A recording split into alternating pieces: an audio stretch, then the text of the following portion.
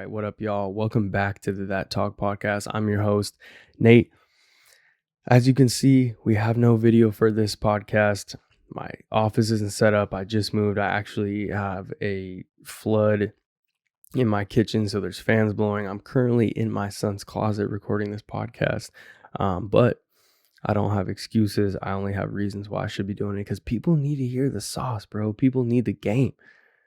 So I'm just going to jump right into it. I hope that I'm not getting too much echo. I hope it sounds good. But, I've said this many times. I truly live my life in metaphor. I have these messages that just come to me and just pop up in my head. I'm inspired by not only myself, but things that I see in the world. And I want to give you the cliche message, and the topic of today is you have to do something that you love. And I'm going to tell you why. 8 years ago, when I started riding, and when my brother and I started filming each other riding and taking pictures, and basically what started this journey, we taught ourselves how to film, we taught ourselves how to take pictures, we taught ourselves how to edit. Obviously no one taught me how to ride, but I truly love writing and documenting what I do. It is a passion of mine, and this is all going to round itself out in the end. But what I say, you have to love what you do, because when I set out to do this, I set out not to earn a penny. It's never, ever, ever, ever been about money. Not one time have I said, would I have liked to gotten paid? Absolutely. But was it my motivation? Absolutely not. If I had never earned a penny from this bike, I would never care. I'd be still doing what I do, and I'd still be going out, risking my life, risking my body, risking basically everything I have to do what I love. And again, to document it.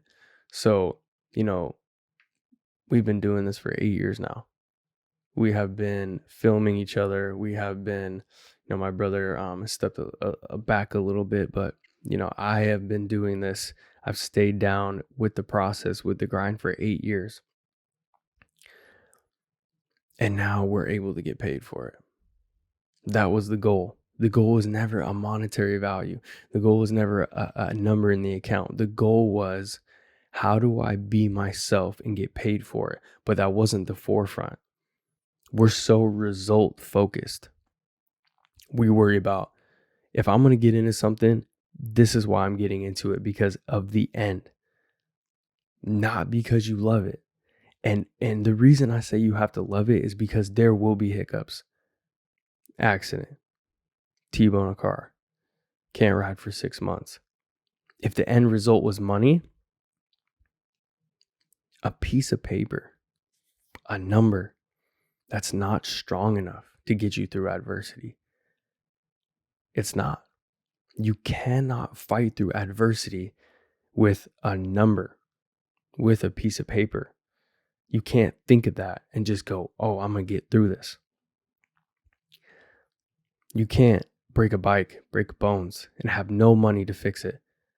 Have no money, have no medical insurance, and keep going because you think about a piece of paper. You got to love it.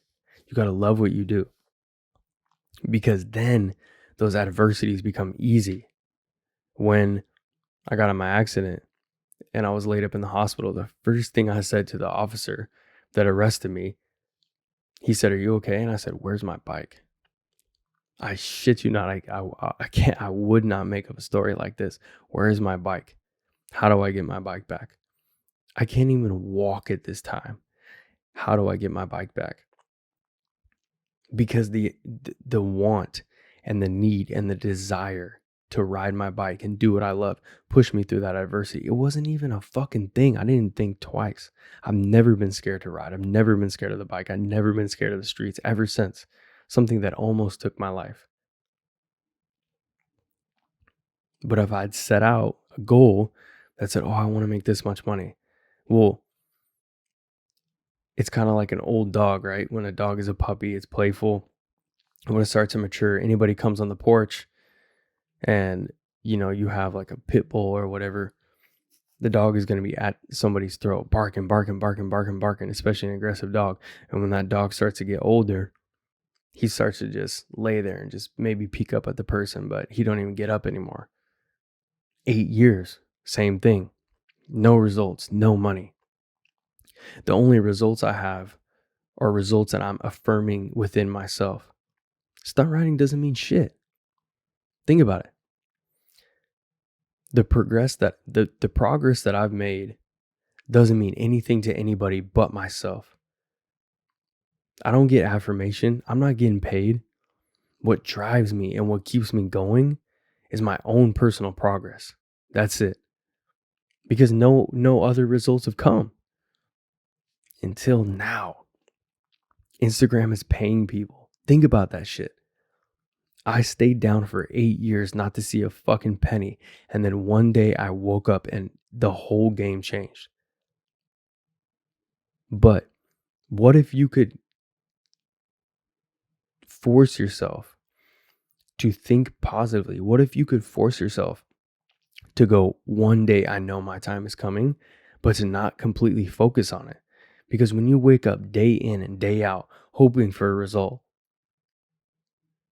it's not here yet. It's not here yet. It's not here yet.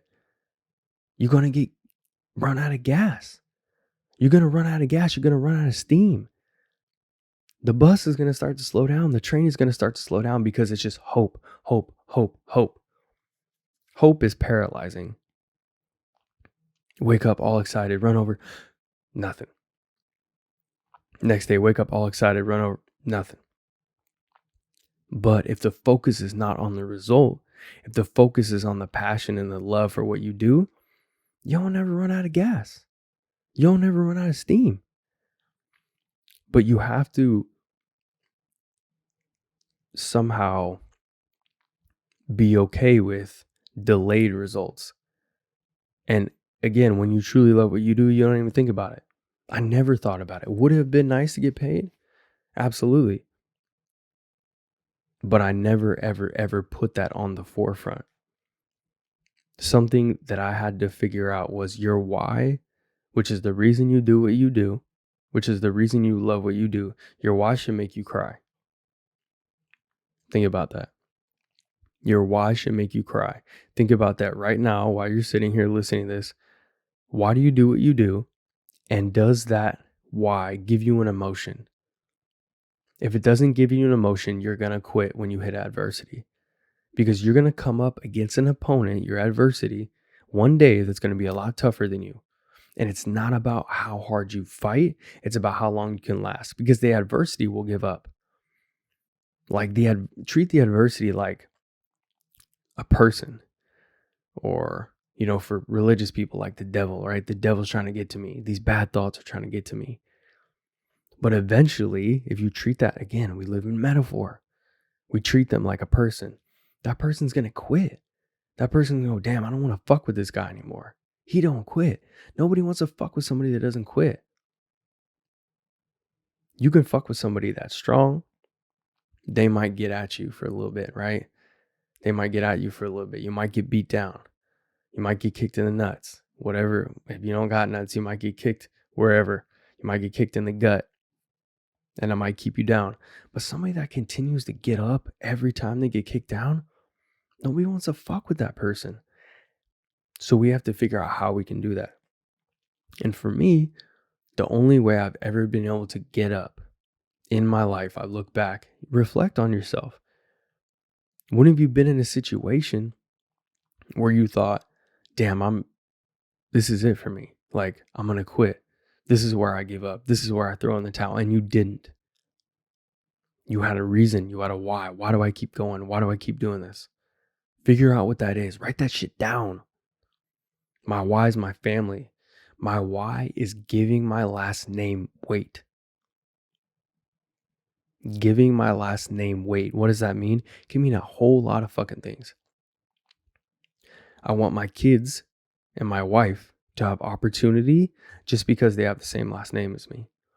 I want my kids and my wife to have doors open for them that wouldn't have been open for them if I wasn't who I am. But how do I do that? I gotta make a fucking name for myself. The name gets you paid. Your name having weight gets you paid. So that's my main focus. I'm not focused on the result. I'm focused on what the fuck I'm doing. I'm focused on the goal.